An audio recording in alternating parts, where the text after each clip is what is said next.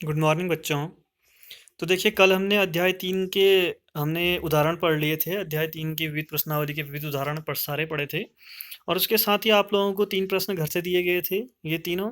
तो मुझे लगता है कि आप लोगों को आ गए होंगे। ठीक है, तो आज क्या आगे से प्रश्न संख्या 4 से हम शुरू करेंगे, और सारे प्रश्नों को करेंगे। 1-2 प्रश्न आप लोगों के घर के लिए है, बाकी सारे के सारे कराए जाएंगे 15 तक का। तो आज ये कंप्लीट हो जाएगा, और उसके बाद कल आपको पुराने पेपरों में आए हुए प्रश्नों को दिया जाएगा इस अध्याय से, और उसके बाद फिर अगले जो भी सोमवार आएगा वहाँ से हमारा अध्याय 4 शुरू होगा। तो चलिए देखिए फिर, अध्याय 3 के विविध प्रश्नावली में प्रश्न संख्या 4 है। यदि ए तथा बी सममित आव्यूह हैं तो सिद्ध कीजिए कि ए बी माइनस बी ए एक विषम सममित आव्यूह है। तो आप लोगों को क्या बताना है, आपको ए और बी सममित दिए गए हैं, और आपको ए बी माइनस बी ए जो ये बड़ा आव्यूह बनेगा इसके बाद, इसको आपने विषम सममित आव्यूह दिखाना है। तो सबसे पहली बात, हम लोग इस तरह के प्रश्नों में जब भी ऐसी थ्योरी आप लोगों को दिखाई दे, तो आप लोग दिया है और सिद्ध करना है लिख लीजिए, आप आधी चीज़ें खुद ही समझ जाएंगे। जैसे कि देखिए, मैंने लिखा है, दिया है ए तथा बी सममित आव्यूह हैं। अब आपको पता है ए और बी अगर सममित आव्यूह हैं तो ए बराबर ए डैश और बी बराबर बी डैश होगा, क्योंकि ए भी सममित है और बी भी। ठीक है, तो इसको समीकरण 1 और समीकरण 2 हम मान लेंगे। उसके बाद सिद्ध करना है, इसमें हमें दिया है कि ए बी माइनस बी ए एक विषम सममित आव्यूह है, ये हमें सिद्ध करना है। तो विषम सममित आव्यूह की परिभाषा होती है कि ए बराबर माइनस ए डैश। अब हमें a b minus b a को दिखाना है, तो a b minus b a बराबर minus of a b minus b a का डैश। सेम हो जाएगा। ठीक है, ए बराबर माइनस ए डैश होता है, या कहीं आप चाहो तो ए डैश बराबर माइनस ए भी लिख सकते हो, आपकी मर्जी है कि माइनस को आप इस साइड लिखो या इस साइड लिखो। ठीक है, तो हमने इस रूप में लिखा है, माइनस इसी तरफ लिखा है, और इस तरह से एक ही जगह पर ये आव्यूह लिख दिया है। ठीक है, तो अब हम लोगों को ये चीज़ सिद्ध करनी है, तो हम लोग क्या करेंगे, इस वाले में से ये वाली चीज़ को उठाएंगे RHS को, और इसको इसके बराबर ले आएंगे। तो हमने इस चीज़ को लिया, क्योंकि बड़ी चीज़ यही है, यही आपका खुलकर सॉल्व हो सकती है। तो इसको लिया और उसके बाद इसको हल करना शुरू किया। सबसे पहले जो यहाँ पर ये आपको डैश दिया गया है, ये अंदर जाएगा, तो ये ए बी के साथ भी चले जाएगा और बी ए के साथ भी चले जाएगा। तो आप देख रहे होंगे कि ए बी के साथ भी चला गया है और बी ए के साथ भी चला गया है, माइनस बाहर ही रहेगा। उसके बाद देखिए, इसके नीचे को इसको सॉल्व कर रहे हैं हम लोग, माइनस ऐसे ही रहा, और ए बी का डैश, आपको पता है कि आपने पीछे एक गुण पढ़ा था कि ए बी का डैश बराबर क्या होता है, बी डैश ए डैश, मतलब पहले बाद वाले का डैश फिर फर्स्ट पहले वाले का। तो हमने यही किया यहाँ पर, जब ए बी का डैश किया तो बी डैश ए डैश आया, बी पहले आया ए बाद में, और ऐसे जब यहाँ पर डैश अंदर गया तो यहाँ पर भी ए पहले आएगा बी बाद में। ठीक है, उल्टा होगा ना, बाद वाला पहले और पहले वाला बाद में चले जाता है। तो ये हो गया। उसके बाद आपको पता है कि बी डैश बराबर बी होता है, समीकरण 1 और 2 में दिया गया है। देखिए, ये हमें दिया है सममित आव्यूह है, तो हम ए डैश की जगह ए और बी डैश की जगह बी रख सकते हैं। तो हमने बी की डैश की जगह बी रख दिया और ए डैश की जगह ए रख दिया, ऐसे यहाँ पर भी रख दिया। इस तरह से सारे के सारे सब में से डैश हट गया। फिर आप ये माइनस को अंदर ले जाएंगे तो ये माइनस बी ए और ये प्लस ए बी हो जाएगा। फिर इसको सीधा करके लिखते हैं, ए बी को पहले और इसको बाद में, ये लिख दिया है। तो आपका उत्तर आ गया minus a b minus b a का dash equals to a b minus b a. और यही चीज़ हमें सिद्ध करनी थी, ये बराबर a b minus b a. अगर इस तरह की चीज़ें सिद्ध होती हैं तो हम कह सकते हैं कि जो ये ए बी माइनस बी ए है, ये एक विषम सममित आव्यूह है। तो ये यहाँ पर सिद्ध हो जाएगा, प्रूव्ड। समझ गए, काफ़ी आसान है, कोई ज़्यादा इतना टफ नहीं है। अगला प्रश्न पांचवा, बहुत ही इंपॉर्टेंट प्रश्न माना जाएगा इसे, क्योंकि आप है तो ये आसान, बस इसे समझने पर आप लोग पेपर में हो सकता है कि एक ही पार्ट करके आ जाएं और बाद में आपके नंबर आधे आएँ। देखिए, प्रश्न में क्या कहा गया है, सिद्ध कीजिए कि आव्यूह बी डैश ए बी, ये बड़ा सा आव्यूह है, बी डैश ए और बी को इसको हल करने के बाद, गुणा करने के बाद जो आएगा वो आव्यूह सममित आव्यूह तथा अथवा विषम सममित है। ये सिद्ध करना है आपको कि जो बी डैश ए बी है, इसको सममित भी दिखाना है और इसको विषम सममित भी। अब कब दिखाना है, आगे दिया है, यदि ए सममित अथवा बी विषम सममित हो। यानी जब ए आपका सममित होगा तब तो आप इसको भी सममित दिखाओगे। देखिए, ये ए सममित पहले बोला है ना, बी डैश ए बी सममित पहले बोला है, बाद में विषम सममित बोला है, और यहाँ पे बाद में विषम सममित बोला है। यानी जब ए सममित होगा तब आपको बी डैश ए बी को सममित दिखाना है, और जब आप ए को विषम सममित मानोगे तो बी डैश ए बी को भी आपने विषम सममित दिखाना है, यानी दो इसमें हिस्से हैं। तो देखिए, पहली चीज़ हमने लिख लिया कि पहले हमने पहला पार्ट किया है, पार्ट 1। इसमें हमने ए को सममित माना है, ए बराबर ए डैश होगा, समीकरण 1, और सिद्ध करना है बी डैश ए बी जो है वो सममित। तो इस सममित के लिए बी डैश ए बी का डैश बराबर क्या होगा, बी डैश ए बी आना चाहिए, यही आना चाहिए ना, माइनस नहीं आना चाहिए इसमें। तो ये दिखाना है हमें, तो हम लोगों ने इसका एलएचएस लिया और इसको हल करना शुरू किया। तो हमको पता है कि पहले हमें पता है कि यहाँ पर जब डैश होता है अंदर जाता है तो आगे पीछे होते हैं करके कुछ अवयव। ये वाला रूल आता था आपको, ए बी का डैश बराबर बी डैश ए डैश, लेकिन यहाँ 3 अवयव हैं। तो हम लोग क्या करेंगे ना, इन 2 को एक बॉक्स के अंदर रखेंगे, इसको अकेला। यानी अब एक अवयव ये है और दूसरा अवयव बी है। तो इन दोनों का जब डैश करोगे तो पहले ये वाले बी का डैश आएगा और फिर इस बड़ी वाली चीज़ का डैश हो जाएगा बाहर पे। ठीक है, समझ में आ गया, आसान है। फिर बी डैश तो यही रहेगा। अब यहाँ पर 2 अवयव हैं, तो जब डैश अंदर ले जाओगे तो पहले बाद वाले का ए का डैश होगा और फिर बी डैश का डैश होगा। समझ गए, आया, आसान है। अब अंदर हम हल करते हैं, बी डैश ए डैश और बी डैश का डैश करोगे, 2 बार डैश करते हैं तो वही अवयव आता है बी। ये हमने पढ़ा है पीछे, तो बी लिख देंगे। फिर अब आप इसको देखिए कि आप लोगों को जो दिया गया था उसका प्रयोग तो आपने किया नहीं, ए बराबर ए डैश, तो आप ए डैश की जगह ए रख सकते हो ना। तो ए डैश की जगह हमने ए रख दिया, तो बी डैश ए भी आ गया। देखिए आपने एल एच एस लिया था ये, और R H S b dash a b ये हम निकाल चुके हैं। तो आर एच एस आ चुका है, अतः बी डैश ए बी क्या है, एक सममित आव्यूह है। ये पहला पार्ट सिद्ध हो गया यहाँ पर प्रूव्ड। ठीक है, दूसरे पार्ट में जाएंगे। अब आपने ए को एक विषम सममित आव्यूह ले लिया है। विषम सममित आव्यूह में आप जानते हैं कि ए बराबर क्या होता है, माइनस ए डैश होता है। तो हमने ए बराबर माइनस ए डैश लिख लिया है। ठीक है, अब सिद्ध करना है हमें कि बी डैश ए बी को भी आपने विषम सममित आव्यूह करना पड़ेगा सिद्ध। तो यानी बी डैश ए बी का डैश लेंगे आप तो minus of b dash a b आएगा, यहाँ माइनस आ जाएगा एक्स्ट्रा, ये नियम के अनुसार। तो हमने कहा चलिए ठीक है, तो हमने इस एल को ले लिया और आर निकाल के दिखाते हैं। तो एल को लिया तो आप अंदर जैसे डैश ले जाओगे तो पहले फिर से वही इसको फर्स्ट पार्ट मान लोगे इन 2 को, और इसको सेकेंड मानोगे। तो बी डैश पहले आएगा ये वाला, फिर इस वाले का डैश बाद में आएगा। ठीक है, जब ये बाहर का डैश हटेगा तो। अब आप क्या करेंगे, बी डैश तो ठीक ही है, जब बी डैश ए का डैश करोगे तो पहले बाद वाले अवयव का डैश फिर पहले वाले अवयव का डैश होगा। ठीक है, अब यहाँ पर देखिए बी डैश का डैश 2 बार करोगे तो बी आ जाएगा। ठीक है, और अगले स्टेप में ए डैश बराबर माइनस ए, ये आपको दिया गया था विषम सममित आव्यूह के लिए समीकरण 2 में। तो हमने वहाँ से समीकरण 2 का प्रयोग भी कर लिया, ये रख दिया, माइनस आगे आ जाएगा और बी डैश ए बी बचेगा। तो आप लोग देखिए कि आपने ये लिया था और minus b dash a b ये सिद्ध करके आपने निकाल दिया, तो ये आर एच एस के बराबर आ गया है। तो इस प्रकार क्या हो गया होता है, बी डैश ए बी क्या है, विषम सममित आव्यूह है। जब आप इस बीच वाले ए को जो लोगे ना वही चीज़ इस पूरे में होगी, समझ रहे हो। ये अगर सम्मित लोगे तो पूरा सम्मित आएगा, ये विषम सम्मित लोगे तो पूरा भी विषम सम्मित आएगा। हो सकता है 1 नंबर वाले प्रश्न में इस तरह का प्रश्न आप लोगों से पेपर में पूछ दिया जाए 4 ऑप्शन देके।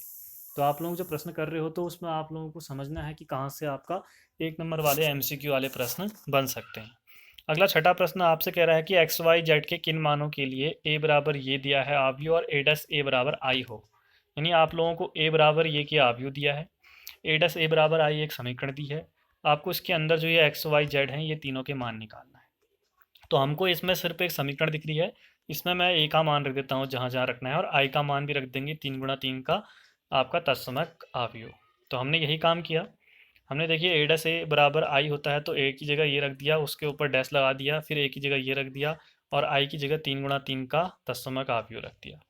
फिर आपको बताया डैश हटाएंगे तो ये वाला जो पहली पंक्ति है ये पहले स्तंभ में आएगी, दूसरी पंक्ति दूसरे स्तंभ में और तीसरी पंक्ति तीसरे स्तंभ में आ गई। बाकी ये ऐसा ही रहा, ये ऐसा ही रहा।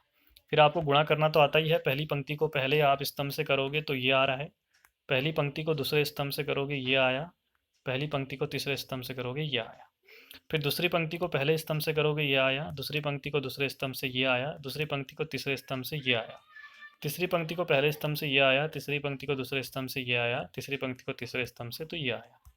गुणा तो आपको आता ही है पहले से, ठीक है, और ये ऐसा ही रहेगा। अब आप देखिए कि x square plus x square 2x square, यहाँ minus x y plus x y zero, minus x square plus x z zero तो रख दिए, यहाँ पर एक्स वाई कट जाएगा zero, 4y square plus y square 4 plus 1 5 plus 1 6 y square. यहाँ 2yz में से yz हटाओगे yz बचेगा, उस yz में से फिर yz हटाओगे जीरो। ऐसे यहाँ ये कट जाएंगे जीरो, यहाँ भी देखिए 2yz में से एक बार घटाओगे तो yz, फिर दोबारा घटाओगे तो जीरो। यहाँ 3 बार जेड स्क्वायर है तो 3z स्क्वायर, बाकी अवयव ऐसे ही। अब ध्यान देने वाली बात है कि जो पहला अवयव है वो 1 के बराबर होगा, दूसरा अवयव 0 0 ही है तो लिखने की जरूरत नहीं है, तीसरा भी लिखने की जरूरत नहीं है। अब ये वाला 6y स्क्वायर वाई 1 के इक्वल, 3z स्क्वायर इस 1 के इक्वल, बाकियों को लिखने की जरूरत नहीं है क्योंकि 0 0 के बराबर ही होता है। सिर्फ यही ऐसे हैं जिनसे हम मान निकाल सकते हैं। तो एक्स स्क्वायर बराबर 1/2 हो जाएगा। अब एक्स हटाओगे तो प्लस माइनस दोनों चिन्ह आते हैं और पूरा अंडर रूट में जाएगा तो एक बाहर आ जाएगा तो 1/√2। ऐसे यहाँ पर वाई स्क्वायर बराबर 1/6 हो जाएगा, वो अंडर रूट वाई स्क्वायर हटाओगे तो यहाँ अंडर रूट में जाएगा, प्लस माइनस दोनों चिन्ह लगाना मत भूलना, क्योंकि जब 2 का वर्ग बराबर 4 होता है, माइनस 2 का वर्ग भी 4 होता है, तो जब 4 का आप अंडर रूट निकालोगे तो यहाँ पर प्लस का 2 भी और माइनस का 2 दोनों आना चाहिए ना, आने चाहिए नहीं आने चाहिए, तो इसीलिए प्लस माइनस आता है हमेशा। ठीक है। कुछ जगहों पर नहीं लिखते हैं, क्यों नहीं लिखते हैं? क्योंकि जो प्लस वाला मान है वो तो समीकरण दी गई समीकरण को क्या करता है, संतुष्ट करता है, और माइनस वाला नहीं कर पाता, इसलिए हम नहीं लिखते हैं। लेकिन दोनों उत्तर होते हैं वहाँ पर। ठीक है। ऐसे जेड स्क्वायर वाले में 1/3 और जेड बराबर प्लस माइनस 1/√3। तो ये तीनों हमारे उत्तर आ गए, इस तरह के उत्तर आए हैं। तो आपको ध्यान रखना है, पेपर में कभी आपके उत्तर अगर ऐसे आए तो आप लोग ये मत सोचना कि आपने गलत कर दिया है। ठीक है। और कभी भी किए हुए प्रश्न को काट के मत आना, या तो उसको अगर काट रहे हो तो दोबारा से करो, नहीं तो उसको जैसा है वैसा ही छोड़ के आइए। चलिए आगे बढ़ते हैं 7वें प्रश्न की ओर। 7वां प्रश्न क्या है, एक्स का मान निकालिए। आपको समीकरण ये दी है, 3 अवयवों का गुणा बराबर 0। हमको बस इसमें गुणा करना कैसे आपको आता है नहीं आता है ये दिखा रहा है। एग्जामिनर चाहता है कि ये देखना कि आप लोगों को गुणा करना आया या नहीं आया। तो आपको आता है, पहली पंक्ति को पहले स्तंभ से तो पहला अवयव, पहली पंक्ति को दूसरे स्तंभ से दूसरा अवयव, पहली पंक्ति को तीसरे स्तंभ से तीसरा अवयव, और ये वाला ऐसे रहेगा अभी, और 0 भी ऐसे रहेगा। ठीक है। इसको हल किया तो 6, इसको हल किया 2, इसको हल किया 4, ये ऐसे ही रहा, 0 ऐसे ही रहा। 0 को अभी हमें पता नहीं है कि कितना गुणा कितना का अवयव लिखना है, इसलिए हमने खाली 0 ही लिखा है। ठीक है। जब पता चल जाएगा तो फिर लिख लेंगे। अब इनको पहली पंक्ति को पहले स्तंभ से करोगे तो पहला अवयव एक ही अवयव आएगा इसमें, बराबर 0, इसीलिए उसने 0 एक ही दिया था। इसको हल करोगे तो ये तो 0 हो गया, 2 गुणा 2 4 और 4x, 4 + 4x = 0, 4x -4 हो जाएगा, और x = 4 बट्टे में जाएगा तो कटेगा तो -1 आ जाएगा, यानी x का मान -1 आ गया है। काफ़ी आसान प्रश्न था। इसी तरह का एक प्रश्न और दिया गया है, वह आपको करना है। कौन सा? प्रश्न संख्या 8 और 9। देखते हैं 8 और 9 क्या क्या हैं जो आपको करने हैं घर से, तो उनको एक बार समझ लीजिए। प्रश्न संख्या 8 आप लोग कई बार कर चुके हैं। ए का मान दिया है, इस समीकरण को सिद्ध करिए।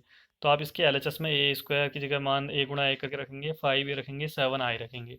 आई को आप 2 गुणा 2 का आव्यूह लिखेंगे तत्समय, और बराबर में 0 आव्यूह आपका आना चाहिए। ये ऐसे प्रश्न आप पहले क्यूब वाले भी कर चुके हो, तो काफ़ी आसान रहेगा आपके लिए। दूसरा नवा प्रश्न आप लोग देख रहे हो कि ये वही प्रश्न है जिस तरह का अभी मैं आपको करा चुका हूँ। तो सेम, इससे इसको गुणा, इससे इसको गुणा, ये इसी तरह है। 7वां, कोई भी अंतर नहीं है इसमें, 7वें की तरह है। तो इसको आप करेंगे, कोई समस्या आने पर मुझसे पूछेंगे। अब हम बढ़ेंगे 10वें प्रश्न की ओर, और 11वां 12वां। ठीक है, ये करते हैं। तो रुकिए 1 मिनट। चलिए, तो सबसे पहले आप समझिए, ये 10वां जो आपका प्रश्न है, एक उदाहरण मैंने आपको कराया था जब प्रश्नावली शुरू हो रही थी 3.1, उससे पहले उसी तरह का है। आप लोगों को 3 XYZ नाम की वस्तुएं हैं, इनको 2 बाजारों में बेच रहा है, विक्रय कर रहा है, यानी बेच रहे हैं। दुकान वाले पहली बाजार जो है उसमें पहली एक्स वाली को 10,000 रुपये के एक के हिसाब से एक की कीमत है, 2,000 वाई वाले की है, और 18,000 तीसरे वाले की है। ऐसे दूसरी बाजार में हम गए तो जो पहला वाला 10,000 का था, यहाँ 6,000 का है, जहाँ पर 2,000 का था वो 20,000 का है, और तीसरा वाला 8,000 का है। तो इस तरह से इनका मूल्य दिया गया है। आप लोगों को पहला प्रश्न दिया है कि XYZ के प्रत्येक मान का विक्रय मूल्य आपको दिया है। एक्स जो है, हाँ कुल कीमत दी है, वो एक्स वाला जो है वो 2.50 2.5 रुपये में एक बेच रहे हैं, और वाई वाले को 1.5 रुपये में बेच रहे हैं, और जेड वाले को 1 रुपये में। आपसे कुल लागत पूछी गई है, तो आपको पता है आव्यूह विधि से हल करना है आपको। तो ये एक आव्यूह आपका बन गया है, 2 गुणा 3 का, 2 पंक्तियाँ 3 स्तंभ। ठीक है। तो ये है, ये वस्तुएं हैं, वस्तुओं को कीमत से गुणा करते हैं। अब वस्तुओं को ऐसे लिखा है तो कीमत ये 2.5 हो गई, और दूसरा 1.5 हो गई, और तीसरा 1 हो गई। इस तरह से लिखेंगे, इन दोनों को गुणा कर देंगे तो आपकी कुल लागत आ जाएगी। ऐसे ही हम लोग प्रश्न कर चुके हैं। ठीक है। तो इसको ज़रा देख लीजिए फिर पहले कि हमने क्या ऐसे ही किया है या नहीं किया है। ये देखिए, हमने यही किया है। ये आपको दिया गया था, ये आपको टेबल दी है, ये विक्रय मूल्य तीनों के लिख लिए हैं। कुल आय निकालनी है तो पहले में ये आएगा ऊपर, और दूसरे में ये कीमत आएगी। अब पहली पंक्ति को पहले स्तंभ से गुणा करेंगे आप लोग, तो देखिए पहले अवयव को पहले से किया प्लस, दूसरे अवयव को दूसरे से किया प्लस, तीसरे अवयव को तीसरे से किया, ये ऐसे दूसरी पंक्ति को आप पहले स्तंभ से करेंगे तो पहले को पहले से, दूसरे को दूसरे, तीसरे को तीसरे से।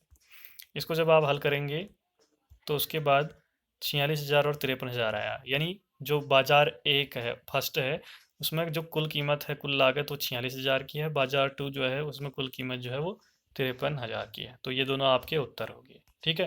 दूसरा प्रश्न देखिए, इसमें ही बी वाले में आपसे कह रहा है, इसको भी आपको देखना पड़ेगा, पहले प्रश्न को ही देखते हुए चलना पड़ेगा, तब आसानी से समझ में आएगा। दूसरे में क्या बोला है कि यहाँ 3 वस्तुएं हैं, प्रत्येक इकाई की लागत जो है वो 2 रुपये, 1 रुपया और 50 पैसा है। यानी जो पहला वाला है जो 2.5 रुपये में बेच रहा था वो, ₹2 में उसकी लागत है, यानी कितना का फ़ायदा हो रहा है उसको, 50 पैसे का। ऐसे ₹1.5 दूसरा वाला था और यहाँ बेच रहा है ₹1 में, यानी यहाँ भी 50 पैसे का फ़ायदा।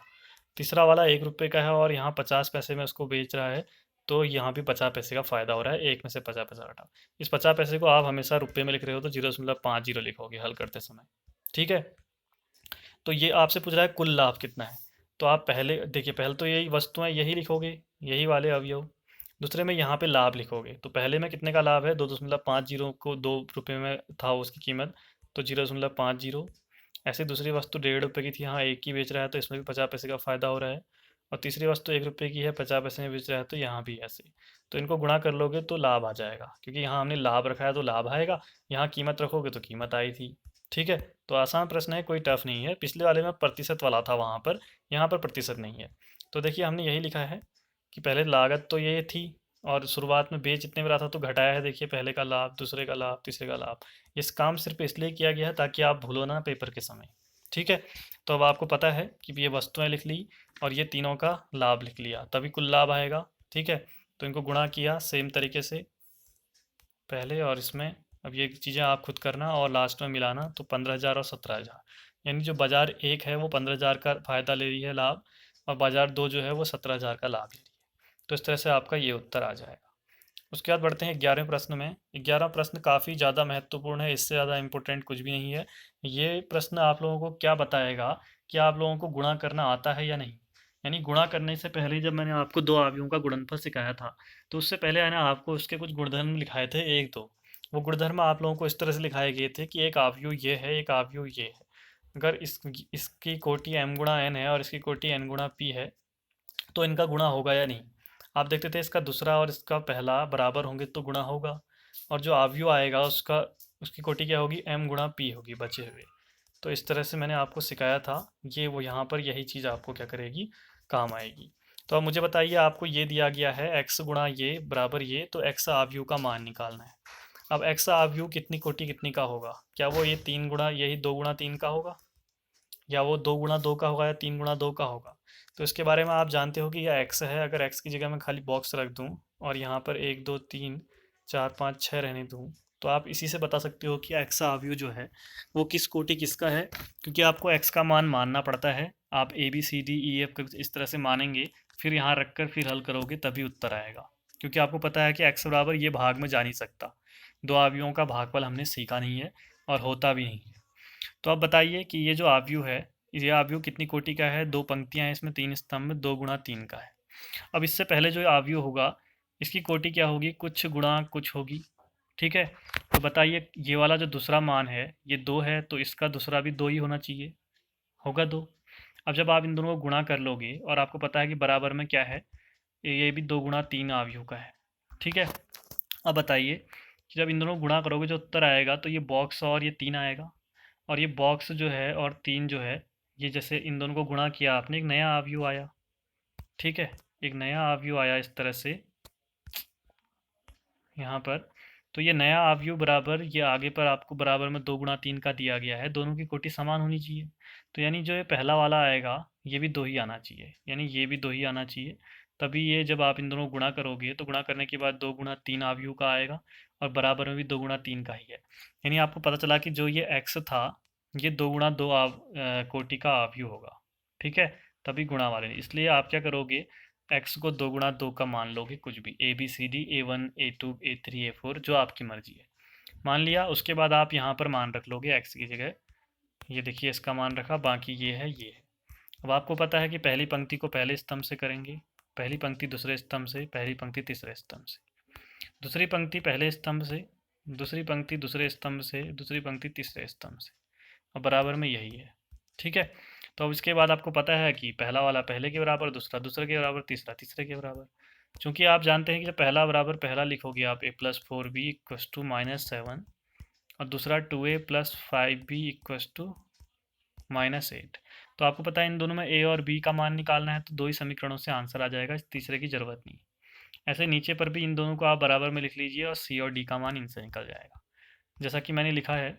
यहाँ पर भी 2 लिख लिए, यहाँ पर भी 2 लिख लिए, और इन दोनों समीकरणों को हल करना आप जानते हो, जैसा कि मैंने किया है। b का मान आया, फिर वापस किसी समीकरण में रख लिया तो आपका a का मान भी आ जाएगा, ये 1 आया है। ऐसे इन दोनों को जब आप हल करोगे तो इससे आपके डी का मान 0 और सी का मान 2 आएगा। इनको मैं करा नहीं रहा हूँ क्योंकि ये तो आपको आना ही चाहिए, बहुत ही छोटी क्लास का है। फिर आपको एक्स निकालना था, तो एक्स बराबर ए बी सी डी आपने माना था, ए की जगह 1 रख लिया, बी की जगह -2, सी की जगह 2 और डी की जगह 0। तो इस तरह से जो ये उत्तर आया आपका आंसर आ गया। अब आपने अगर शुरुआत में आपको पता ही ना हो कि एक्स किस आव्यूह का है, किस कोटि का, तो आप गुणा ही नहीं कर पाएंगे। अगर आपने यहाँ पर गलत मान लिया एक्स, ठीक है, तो यहाँ पे जब आप इसको इसको गुणा करोगे तो गुणा ही नहीं हो पा रहा होगा, कुछ बच जा रहे होंगे, तो वो आपका प्रश्न पहले ही गलत हो गया। इसलिए वो चीज़ समझना जरूरी था। चलिए 12वें प्रश्न की ओर चलते हैं। आपको दिया है ए बी बराबर बी ए और सिद्ध करना है दो चीज़ें। गणितीय आगमन विधि से करना है। लिखा गया है ए बी की घात एन बराबर बी की घात एन ए, ये बराबर दिखाना है। गणितीय आगमन सिद्धांत 3 आपको स्टेप फॉलो करने पड़ेंगे। एन बराबर 1 के लिए, एन बराबर के लिए मानना पड़ेगा और एन बराबर k+1 के लिए सिद्ध करना पड़ेगा। इस प्रश्न में भी और इसमें भी, जब 2 को करोगे तब आपका 12वां प्रश्न कंप्लीट होगा। पहले एक बार आप इसको देख लीजिए कि 12वां प्रश्न कह क्या रहा है। ठीक है, तो ये देखिए 12वां प्रश्न आपको दिख रहा है, ए और बी समान कोटि के वर्ग आव्यूह हैं और आपको ए बी बराबर बी ए दिया गया है। तो गणितीय आगमन द्वारा सिद्ध कीजिए कि ए बी की घात एन बराबर बी की घात ए, ये सिद्ध करना है। इसके अतिरिक्त सिद्ध कीजिए दूसरा पार्ट, एन बराबर कैपिटल एन, यानी एन जो है वो सब प्राकृतिक संख्या है, उसके लिए ए बी की घात एन बराबर ए की घात एन बी की घात एन को सिद्ध करना है। ध्यान रखना एक और चीज़ आपको काम की मिली है, ये आपको ए बी का डैश अगर निकालना हो तो बी डैश ए डैश होता है। ठीक है, डैश में तो आगे पीछे होता है, लेकिन जब घात एन हो तो सीधे घात पहले के साथ भी और दूसरे के साथ भी जाती है। कभी वहाँ पर ऐसा अगर आपसे पूछ ले ए बी की घात एन बराबर क्या होगा, तो बी की घात एन ए की घात एन नहीं कहेंगे, ए की घात एन बी की घात एन कहेंगे। जब डैश कहे तो आप ये कहेंगे। तो कहीं पर ऊपर नोट भी कर लेना, ये 1 नंबर के प्रश्नों में कई बार आपको कन्फ्यूज करेगा। चलिए तो करते हैं फिर, एक पार्ट मैं करके देता हूँ आपको, एक पार्ट आप खुद कर लीजिएगा। ठीक है, तो ये है आपके पास। हाँ, तो चलिए देखते हैं फिर। सबसे पहले देखिए ए बी बराबर बी ए दिया है, पहला पार्ट कर रहे हैं, ये है, इसको सिद्ध करना है। तो मैंने क्या किया, एन बराबर 1 के लिए आपको करके दिखाया। एन बराबर 1 के लिए 1 रख लिया, तो ए बी की घात 1 बराबर बी की, ए बी बराबर बी ए आ गया। आपको दिया गया है ए बी बराबर बी ए, तो यानी ये सत्य है, इसको समीकरण 1 मान लिया। दूसरा आपको पता है, माना एन बराबर के लिए हम लोगों ने सत्य है कथन को मान लिया है, ये माना किया है, तो हमने के रख लिया, ए बी की घात के बराबर बी की घात के ए, समीकरण 2 मान लिया। ये काम आएगा तीसरे में। तीसरा एन बराबर k+1 के लिए किया, तो ए बी की एन की जगह k+1 रख दिया हमने। ये सिद्ध करना है हमें एल एच एस को आर एच एस के बराबर, एल एच एस ले लिया मैंने। अब आप जानते हो कि बी की घात k+1 को मैं बी की घात के और बी लिख सकता हूँ, इतना लिख दिया। उसके बाद इन दोनों को ब्रैकेट में लिखा, तो ए बी की घात के जो है, आप समीकरण 2 में देख रहे हो, ए बी की घात के जो है वो बी की घात के और ए के बराबर है, तो इसकी जगह हमने बी की घात के और ए लिख लिया समीकरण 2 से, और बी को इसी तरह रहने दिया। फिर आप जानते हो कि आपको एसोसिएटिव प्रॉपर्टी आती है, जहाँ पर क्या होता है कि शुरू के 2 में ब्रैकेट लगाओ या लास्ट के 2 में लगाओ तो बराबर होते हैं, वो वाला गुण लगाया और बी की घात के और ए बी को साथ ले लिया। अब ए बी बराबर बी ए आप समीकरण 1 में निकाल चुके हो ये, तो हम ए बी की जगह बी ए लिख सकते हैं। तो हमने ए बी की जगह बी ए लिख लिया समीकरण 1 से। उसके बाद देखिए बी की घात के और बी को गुणा करोगे तो बी की घात k+1 और ए आएगा, यानी आपने एल एच एस लिया था, देखिए क्या ये चीज़, और आर एच एस ये आप सिद्ध कर चुके हो, यानी एन बराबर k+1 के लिए सत्य आ चुका है दिया गया कथन। समीकरण 3 लिया इसको, फिर आपने समीकरण 1 2 3 से लिखा कि ए की घात बी की घात एन ए, ये क्या है आपका सभी प्राकृतिक संख्याओं के लिए सत्य होगा, ये सिद्ध हो गया। अब ऐसे आप लोगों को ए बी की घात एन बराबर ए की घात एन बी की घात एन को भी सिद्ध करना है। वैसे ही सेम स्टेप फॉलो करना, अगर ना आए तो तुरंत पूछना। आते हैं 13वें और 14वें प्रश्न में, आपको खुद करना है। मैं बताता हूँ क्या है आखिर। ये 15वां मैं करा रहा हूँ, फिलहाल खुद ही कर लेते आप, लेकिन मैं करा रहा हूँ क्योंकि एग्जाम में आया हुआ है। तो आप लोग देख लीजिए, सबसे पहले 13वां प्रश्न जो है, ए बराबर आपको यहाँ व्यू दिया है और ए स्क्वायर बराबर आई दिया है। तो आप क्या करोगे, इस ए स्क्वायर को यहाँ पर इस ए स्क्वायर बराबर आई में रखोगे, ए और ए बराबर आई 1001, फिर आप इसको आपस में गुणा करोगे ऐसे और हल करोगे। हल करने के बाद आप पहले वाले अवयव को यहाँ 100 बनाएगा, शुरू के 2 को जब गुणा करोगे तो ऐसे 4 अवयव, पहले को पहले के बराबर, दूसरे को दूसरे के बराबर, तीसरे को तीसरे और चौथे को चौथे करोगे। तो आप जब इनको बराबर करोगे तो बराबर करने पर एक उत्तर आपका इनमें से सी वाला आया होगा। अगर ये आया होगा तो आपका उत्तर सी सही है, नहीं आया है तो आप गलत कर रहे हैं। ठीक है, अगला 14वां प्रश्न है, यदि एक आव्यूह सममित और विषम सममित दोनों हो तो क्या होगा, कह रहा है। कि ए एक विकर्ण आव्यूह हो। क्या विकर्ण आव्यूह के लिए ऐसा होता है कि दोनों आव्यूह वो सममित भी होता है और विषम सममित भी होता है? क्या ए बराबर ए डैश और ए बराबर माइनस ए डैश दिखा सकता है कोई विकर्ण वाला आव्यूह? तो ऐसा नहीं होता। ऐसे ही एक वर्ग आव्यूह भी नहीं दिखा सकता, और इनमें से कोई नहीं, इसमें से बी वाला जो है शून्य आव्यूह, यानी अगर आप 0 0 0 0 ले लो तो इसको आप ए बराबर ए डैश करो चाहे ए बराबर माइनस ए डैश करो, क्योंकि माइनस से इसमें कुछ फ़र्क नहीं पड़ेगा। तो ये दोनों के लिए ही दोनों चीज़ें हो सकता है। तो ये आपको याद रखना है, इसलिए इसका उत्तर बी सही है। शून्य आव्यूह जो है वो सममित आव्यूह भी होता है और विषम सममित आव्यूह भी होता है। ठीक है। उसके बाद 15वां प्रश्न देखिए, एक वर्ग आव्यूह है तो ए स्क्वायर बराबर ए दिया है, तो आपको इसका मान निकालना है आई प्लस ए क्यूब। तो आंसर आपका आई आएगा, ये सी वाला। मैं करके दिखाता हूँ इसको कि कैसे। तो आप देख रहे हो कि ये पेपर में आया है, इसलिए बता रहा हूँ मैं। जहाँ पर भी ए स्क्वायर आएगा वहाँ ए रखेंगे हम लोग, ये आप ध्यान रखना, क्वेश्चन में दिया है। इसको हल कर रहे हैं तो ए प्लस बी का होल क्यूब दो तरह से होता है, a cube plus b cube plus 3ab और ब्रैकेट में ए प्लस बी। दूसरा आपने पढ़ा होगा कि a cube plus b cube plus 3ab जब ए से गुणा होगा तो 3a square B plus 3ab square हो रहा है ना, ये बी से भी होगा। तो मैं दूसरा वाला लगा रहा हूँ, तो मैंने इसमें दूसरा वाला लगाया तो ये आया -7a, ऐसे रहा। आई का क्यूब करोगे तो आई ही आएगा। ए क्यूब को मैंने ए स्क्वायर इंटू ए लिख लिया, क्योंकि ए स्क्वायर की जगह मुझे ए रखना है। और 3i स्क्वायर किसी से भी गुणा करोगे तो हट जाता है, 3a ही आएगा। यहाँ पर भी 3i हट जाएगा, ए स्क्वायर हो गया। उसके बाद आगे देखिए, आई ऐसे रहा, ए स्क्वायर की जगह ए रख सकते हैं क्योंकि हमें दिया गया है। ठीक है। 3 ऐसे ही, यहाँ पर भी ए स्क्वायर की जगह ए रखा है, बाकी ऐसे ही। आई प्लस ये भी ए स्क्वायर बनाएगा तो इसकी जगह भी ए लग सकते हैं। 3a ऐसा ही रहा, 3a ऐसा ही रहा, -7 ऐसा ही रहा। ध्यान देना, ये a और 3a 4a 3 7a, 7 में से 7a घटाओगे 0, क्या बचा? सिर्फ आई, यानी आई आपका उत्तर आ गया, जो कि आपको ऑप्शन नंबर सी में दिख रहा था। तो ये इस तरह से हल करने हैं प्रश्न। तो ये आज हमारा आव्यूह कंप्लीट हो गया। ठीक है, वीडियो थोड़ी सी लंबी है, लेकिन आप लोगों को बैठकर काम पूरा करना है। ठीक है। और उसके बाद अब हम क्या करेंगे, कल आप लोगों को मैं इस अध्याय से आए हुए सारे प्रश्न उत्तर जो पेपर में आए हैं वो दे दूंगा। उनको आप टिक कर लेना जो आपने करे हैं उसमें, और जो नहीं करे हैं वो कर लेना। ठीक है। उसके बाद हम अध्याय 4 को शुरू करेंगे, और मिलते हैं फिर अगले वीडियो में। तब तक के लिए बाय बाय।